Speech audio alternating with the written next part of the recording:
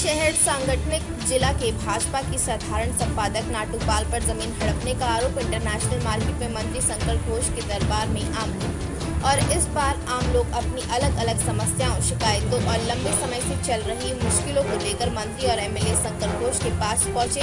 रविवार को international market इलाके में मंत्री शंकर घोष की मौजूदगी में पूरा इलाका लगभग शिकायतों का अड्डा बन गया। स्थानीय लोग एक के बाद एक समस्या लेकर उनके पास पहुंचे। आज शिकायतों की लिस्ट में जमीन से जुड़े मामले भी शामिल हैं। एक शिकायतकर्ता ने बीजेपी सिलीगुड़ी सांगठनिक जिला के साधारण संपादक नेता नाटूपाल पर जमीन हड़पने का आरोप लगाया। उसने दावा किया कि वह लंबे समय से जमीन से जुड़ी समस्याओं का सामना कर रहा है। उसने यह मामला मंत्री शंकर घोष के सामने उठाया और जल्द समाधान की मांग की। शिकायत सुनने के बाद शंकर घोष ने मामले की गंभीरता को देखते हुए उन्हें भरोसा दिया और उन्होंने संबंधित मामलों की असली जानकारी और डॉक्यूमेंटेशन को वेरीफाई करने के बाद जरूरी कदम उठाने की भी जानकारी दी। इस दिन न सिर्फ जमीन से जुड़ी शिकायतें बल्कि इंटरनेशनल मार्केट और आसपास के इलाकों के कई नागरिक मुद्दे भी आम लोगों ने उठाई। उन्होंने मंत्री के सामने कई लंबे समय से चली आ रही समस्याएं, सर्विस से जुड़ी शिकायतें और कई स्थानीय स्तर की मुश्किलें उठाई।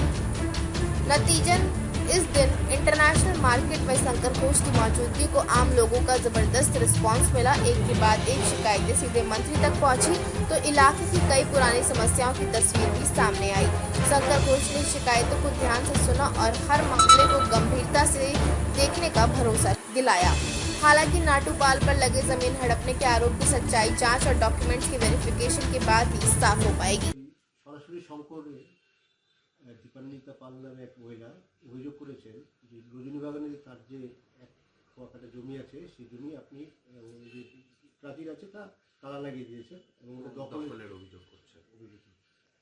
দেখুন, সম্পূর্ণ ভিত্তিহীন। আমি কোনো জমির দখলের মধ্যে নেই। ওখানে সিসিটিভি আছে, দেখলেই বুঝতে পারবে ওনার জমি ওনার মতোই পড়ে আছে।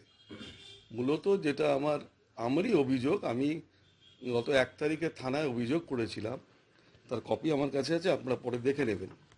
যে ওই পাশে একটা কামারের বাড়ি আছে, তিনি জমি যখন আমার মা জীবিতকালীন ওই জমিটা বায়না করে কানাইলাল পালের কাছে, ওদের বাবার কাছে।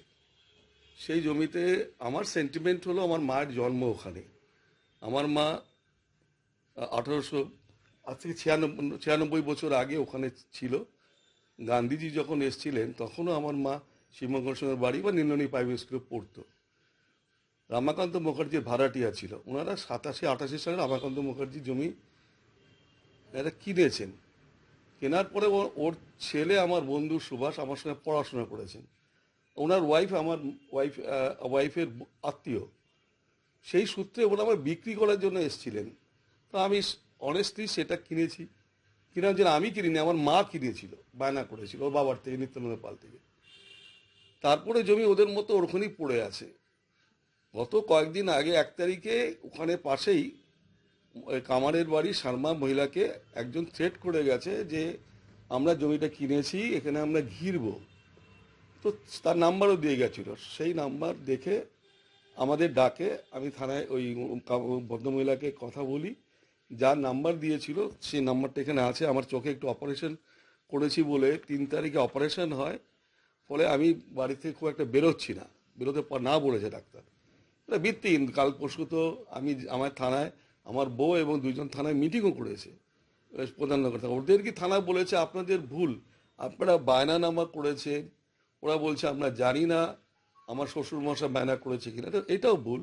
ওদের বাড়িতে 4 বার আমাদেরকে ডেকেছিল, দাম বাড়াতে বলেছে, তাতেও আমি রাজি ছিলাম। যা দাম বলবেন মার্কেট থেকে কিছু কম নিতে হবে, কারণ আমরা অনেক দিন আগে বায়না করেছি।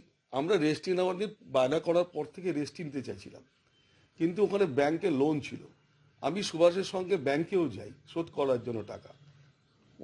আমার মনে হচ্ছে নেহরু রোডে বা খালপাড়াতে ব্যাংকের লোন ছিল। সেই লোনের জায়গাতে ওনারা ও একা লোন কেন পরিশোধ করবে, পরিবারের জমি, তারপরে আর লোন শোধ হয় না। ফলে ইদানিং ওরা শোধ করেছে। বিক্রি করলে তো আমাদের জানাতে হবে। 4 বার আমার সঙ্গে মিটিং করেছে নেওয়ার জন্য।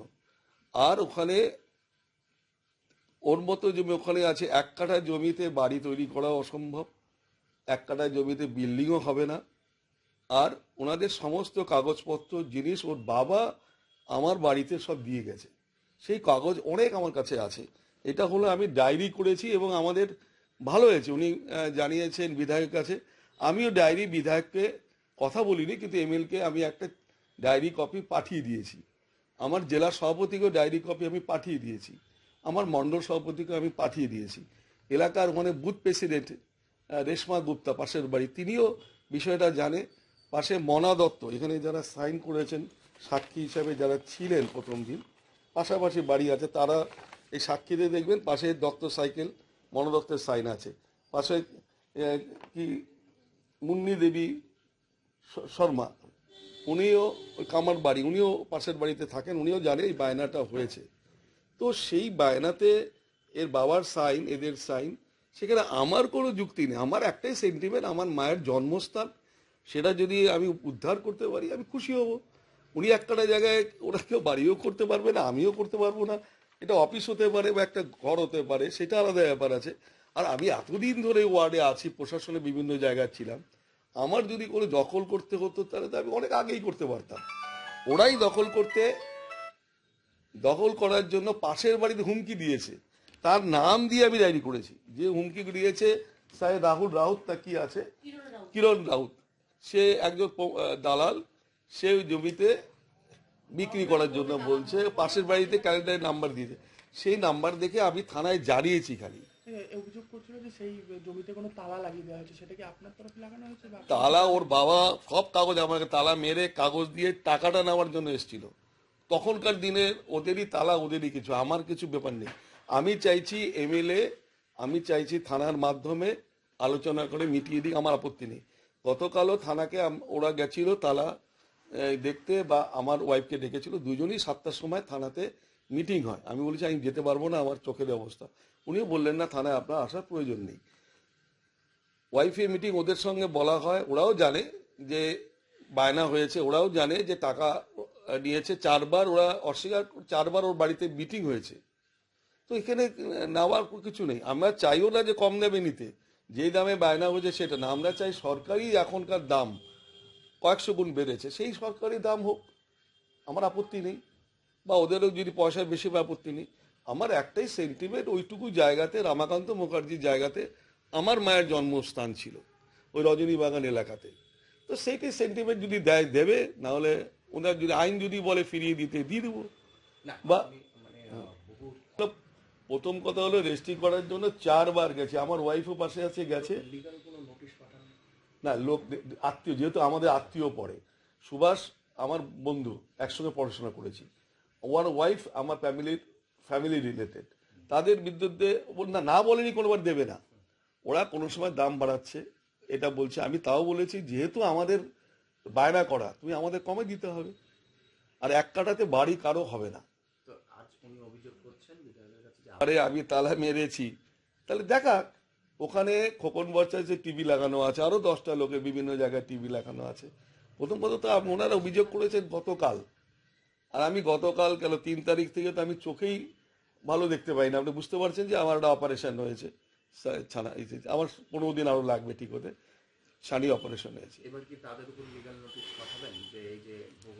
হ্যাঁ, আমার লয়ার ওদের নোটিশ পাঠাবো। এই যে এরা মিথ্যা কথা বললেন, তার জন্য আমি আমার লয়ারকে বলবো। আমি নিজেও লয়ার, কিন্তু আমি নিজে লড়বো না। আমি আমার লয়ারকে বলবো যে এটা একটু মানহানির ব্যাপার, ওনাকে মানহানির ব্যবস্থা করা হোক।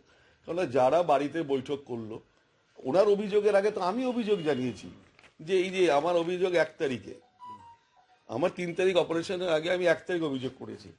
আমার মা এবং ওর বাবা এই জায়গাটা দেখে নাও, এগ্রিমেন্ট করা আছে, অরিজিনাল দলিল নিতে, এই দিকে ওরা দলিল দেখাতে পারিনি ওর বাবার নামে বা কিছু, বা ওরা প্ল্যানও দেখাতে পারেনি বাড়ি তৈরি করবে অরিজিনাল। তো ওদের কাগজপত্র সব আমাকে দিয়ে ওর বাবা চলে গেছেন।